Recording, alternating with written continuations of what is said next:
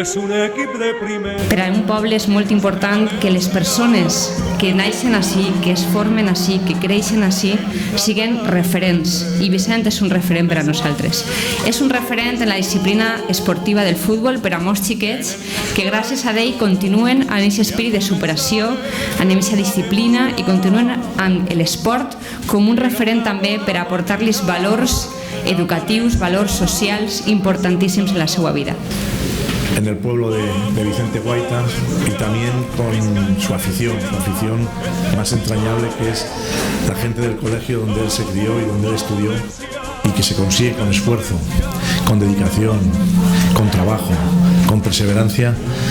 Pues Vicente Guaita con eso ha conseguido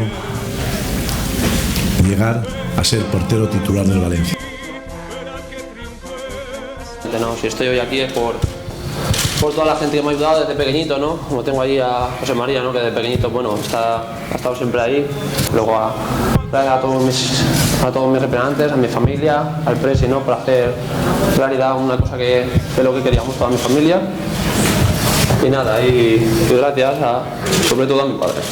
No aplaudimos.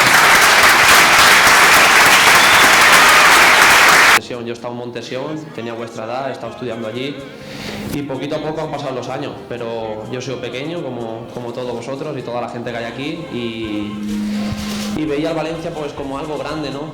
Mi familia siempre estaba ahí, todos los días me llevaba a Paterna y yo creo que tenéis que tener la ilusión también vosotros, ¿no? Con el trabajo, el esfuerzo y con todo tenéis que hacer caso a toda la gente que tenéis por encima de vosotros, ¿no? Vuestros padres, pues toda la familia.